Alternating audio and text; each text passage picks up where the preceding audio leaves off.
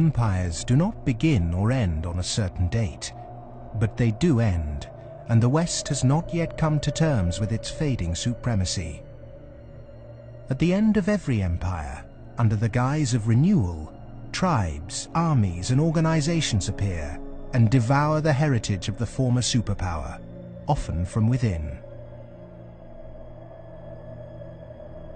In his essay, The Fate of Empires, the soldier, diplomat, and traveller Lieutenant General Sir John Glubb analysed the life cycle of empires.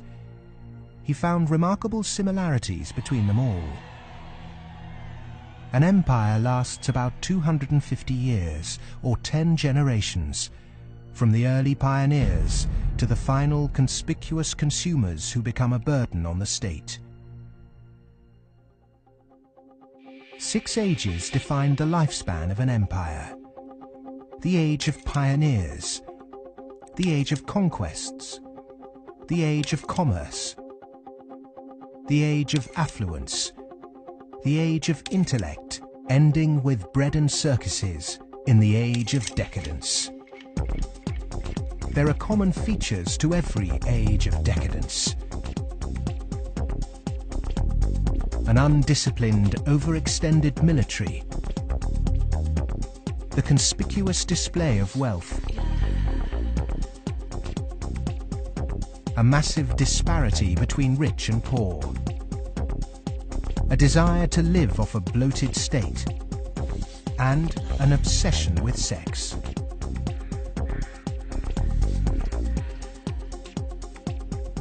But perhaps the most notorious trait of all is the debasement of the currency. The United States and Great Britain both began on a gold or silver standard, long since abandoned. Rome was no different. So it started on a principle that was very sound, and it was on a silver standard.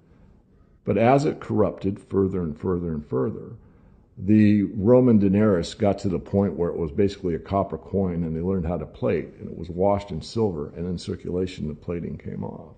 And at the end, all the senators that really did at one time represent the people only were interested in representing how much wealth they could steal at the top. Great empire wealth always dazzles, but beneath the surface, the unbridled desire for money, power, and material possessions means that duty and public service are replaced by leaders and citizens who scramble for the spoils. Historically, all the signs of the demise of empire are beginning to develop. Some are more trenchant than others.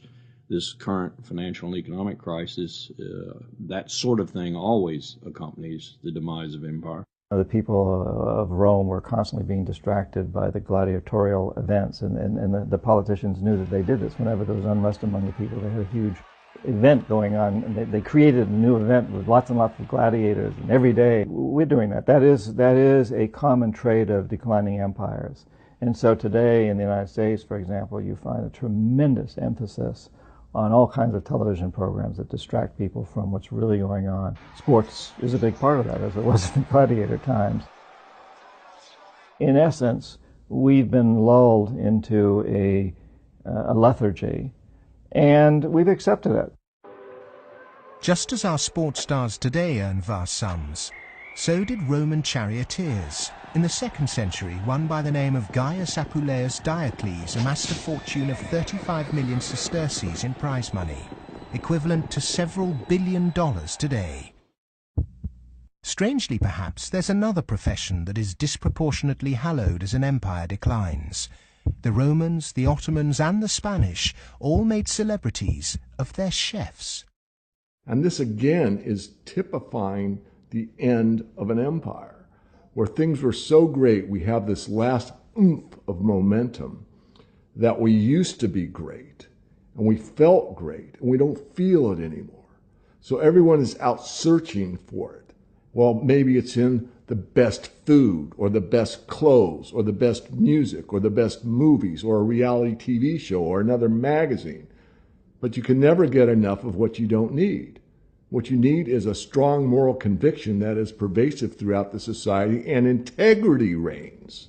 There's a vast apathy. There's a vast amoralism even a political nature to it. That is to say, there are vast numbers of people who don't give a damn.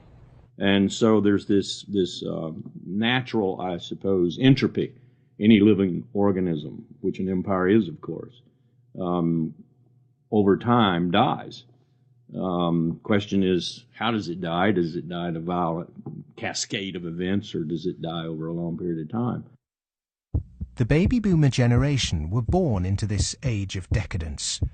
Perhaps unwittingly, they've broken the unspoken intergenerational contract. Through unfettered consumerism, spiraling house prices, and a desire for eternal youth, the baby boomers have squandered future generations' inheritance. My generation, the generation right after my generation, I think we forgot that little phrase in the preamble to our Constitution, which says, "and our posterity." All of a sudden it became us, period. The baby boom generation, which I'm a part of, has gone and done the biggest misallocation of capital in the history of mankind. We have had cheap oil, or cheap energy is a better way to phrase it. We've had an abundance of ideas, and we have chosen a system and perpetuated it that is probably one of the worst ways to use the blessings that were bestowed upon us. And we are going to pay a price for that. Human beings